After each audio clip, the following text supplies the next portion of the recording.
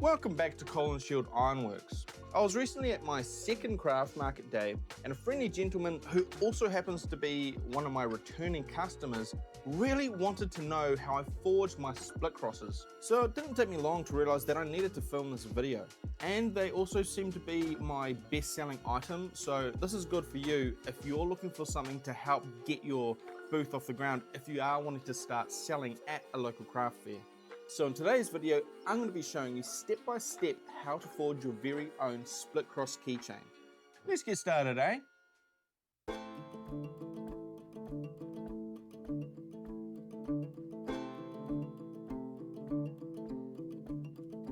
Now, for a keychain like this, you don't want the material to be too big. So I did some experimenting and I found that the best size material you can use if you want to make a keychain the same size as this one, which I think is a pretty good size, not too big, you want to get some 10mm or 3/8 inch square stock, and you want to cut it at either 50mm or 7/8 of an inch long. So once you've cut your material to length, it's time to get out your ruler and start marking out some measurements that I've laid out here.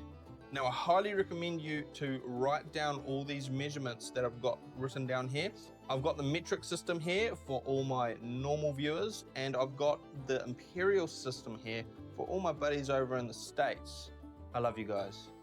So at this point, we need to mark out our measurements. Now, we've got a cut line here that we need to make down the center of the material on this top face, and we need to also make a cut down the side face here. And we need to make it so these overlap, these cut lines overlap, so there's lost material inside of here. And then we just need to cut out a piece of, that's just an offcut because we're not going to use that. So if you're in the States, you want to make this cut line 7/8 of an inch long.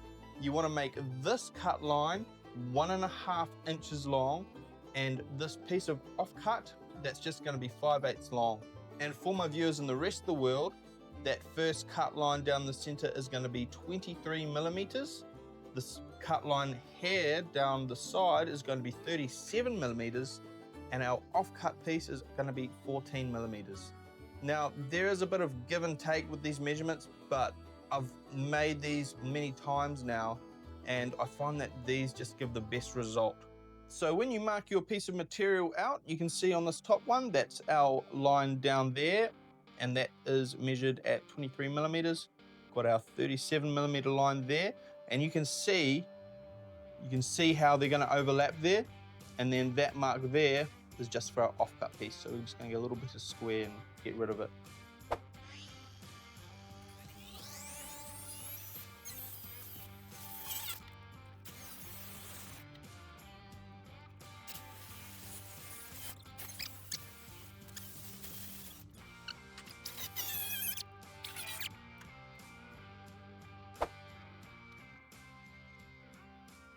The ice cream man just parked outside my house, so when in Rome.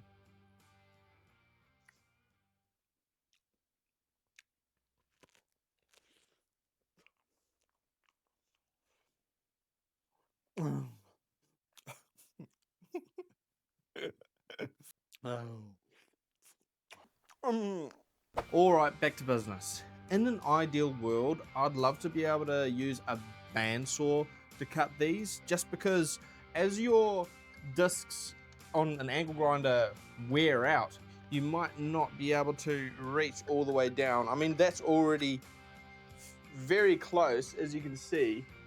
That's already very close to there. So it doesn't need to take a lot for this to wear down until you can't actually get that deep anymore, and then you might have to finish it off with a hacksaw. But but I can't afford a bandsaw, at least not yet, because I just spent all my profits from my previous market day on this. And you'll understand why I bought that, because if you watched my last video, you can see how much effort it took me just to put in the bolts for those brackets that I made up. But anyway, let's move on. Let's get this nice and hot and start forging it out. Now, to separate the tines, you're going to want to get a hardy tool, just like this one, with a nice sharp edge on it, so you can get into and index into the groove. Now, I did accidentally close off the groove in my vise, and that's why it is especially important to make sure that it's extra sharp so you can get it back open again, just like so. Now, if you're gonna batch these out, you are in luck, because I'm gonna make a follow-up video to this where we're going to make one of these. We're gonna fabricate it out of plate steel, and so it's gonna have an even sharper edge than this, which is gonna make it a lot easier to get into those grooves. So if you wanna see that video, make sure to subscribe. I will preface that you will need a welder for the one that we're gonna make in the follow-up video. But if you don't have a welder, then you can just forge one like these out of solid material. And there are plenty of videos on YouTube on how to do that. So if you have to watch one of those, and you can get one of these so you can make some of these. Now, to spread those tines even further, we're just going to go over the edge of the anvil, because it's a much wider angle and it spreads those tines out even more. So do that, and then just come to the flat face and completely flatten it out. Okie dokie. That came out better than I expected it, because usually, I actually prepared a few words. I was going to say usually they come out a bit more wonky than that, but I'm going to show you anyway, if it is a bit wonky, how to fix that. Actually, yes, I do have something to show you. It is a bit wonky. You see how the hole is wider this way than it is that way? What we need to do there is, sometimes it can be the other way around, but whatever face is longer, you just have to hold it vertically and tap it down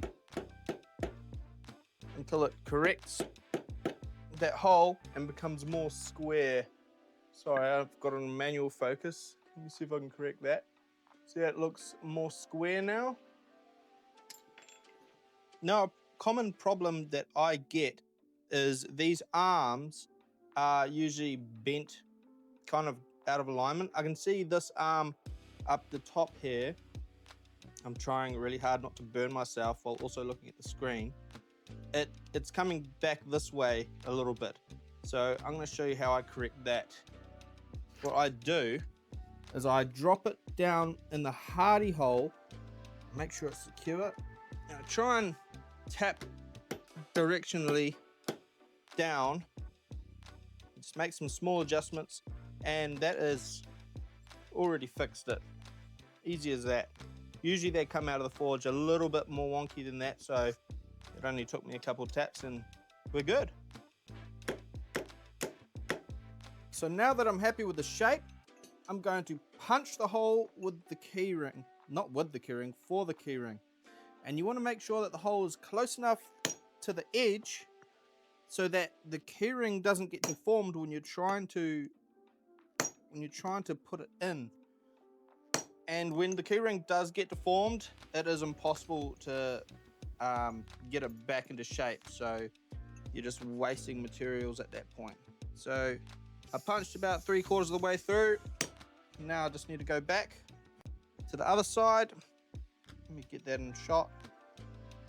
Using my bolster plate to punch that slug out. And there we have it, our punched hole. Make sure you cool your punches off. If you are just finding my channel and you are right at the beginning stage, I have got a video on how to forge your own hole punches. So, sorry, my dog's barking in the background. So if you do want to learn how to make one of these, I will link the video in the description. And now it's time to swap to a ball peen hammer. Well, you don't actually have to swap, you could have used this the whole time, but we're gonna now start texturing the split cross. Forging these split crosses, I want to say, is quite a special activity for me. And it can be a confronting process. It definitely was in the beginning. Confronting because, I mean, I know that I'm far from a perfect man. I mean, I am a sinner. We all are. But like when I forge other things, I just think about the process and the technique and how to do it correctly. But when I forge these, I think about who I am, how I can try to become a better man, be a better husband, better father to my dog.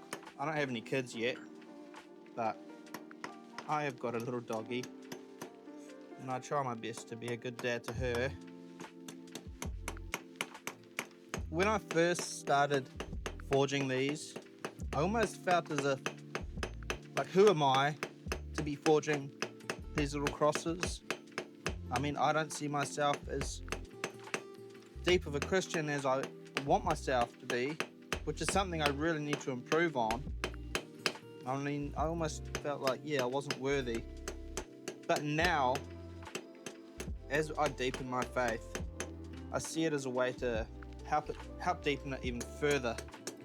It's almost like a little project to meditate on for me. But at the end of the day, I think even just the act of forging these helps me think about myself on a deeper level in ways that I can improve myself and improve the lives of others around me. I mean, sorry to go on such a little spiel, but I mean, that's just me. That's me. But anyway, leave a comment if you are on a similar journey. I almost forgot to put on my touch mark. Let's do that right now. I like to put my touch marks on the back, just down here, and you can put it anywhere. You can put it up there, you can put it over there, but I like to keep it down here in the center. That was off, but oh well, that's fine. Fixed it a little bit there. And then I probably flattened out a little bit of that texturing. So I'll just give it, you can see there, right there. So let's give it a little bit more. I'd say it's pretty good. And one thing to also remember, try to get a bit of a angle on the sides. It really brings it up to the next level more than you'd think.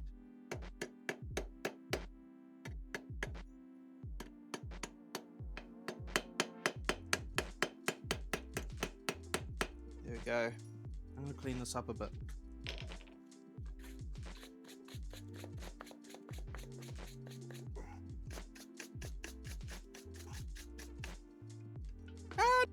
I don't think I've forged one item without dropping it on the floor at least twice. It's usually a lot more. Okay, now I'm going to let that cool off for a bit. I'm not going to quench it because any introduction of water can increase the risk of rust in the future. So I just like to let them sit and cool if I've got more work to do on them.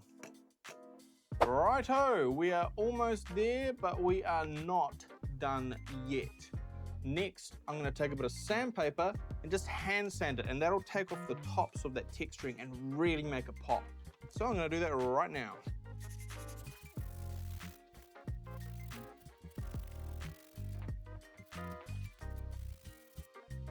Another trick I like to use is, you should probably do this before sanding, but take a file and file along the corners of each of these faces, up in here, down in here, and it really makes the edge pop when you are looking at it. But I've given it a bit of a sand too.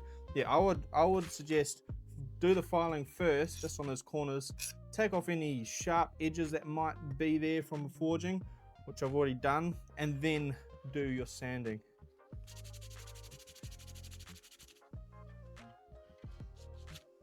And I am happy with that. You can see how the light shines off the top of that texturing. It really, really makes it pop and glimmer. Just for reference, this was 240 grit. I wouldn't go any less than maybe 160 because you don't really want to be able to see those sanding marks in it. But anyway, I am happy with that. I need to get my face out of it so it autofocuses. There we go, you can see how it shines in the light. Okay, so now, I'm going to use a clear coat. Reason being is I don't want to darken those shiny pieces with a traditional finish like beeswax or anything, because it will darken them and it will dull them, they won't shine. That is the reason why I'm using this, just rust guard clear coat. I am just going to do one coat on this. Reason being is if there is any rust that begins to form, it'll quickly get rubbed away, because this will be handled on the daily, on your keychain. It'll be in and out of your pocket. Your oils from your fingers will get all over it and they'll protect it. So, I mean, here is my split cross I keep on my keychain, and I've had this on here for months and months, and it has not got one spot of rust on it. And I don't think I even used a clear coat finish. I think I used beeswax to finish this, or maybe linseed oil. I'm not 100% sure, but I mean, proof is in the pudding. They don't rust.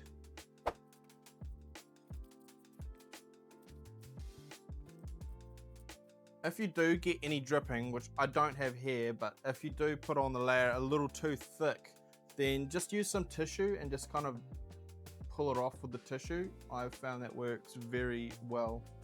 But no, I'm just gonna leave this here, leave it to dry, and I will see you in either in a couple of hours or tomorrow. I might leave this to dry overnight. Before we put our final touch on our split cross keychain, if you have found any value in this video, hit that subscribe button. If you want to see more videos like this, let me know in the comments, and it really helps my channel grow and get out to more people like you.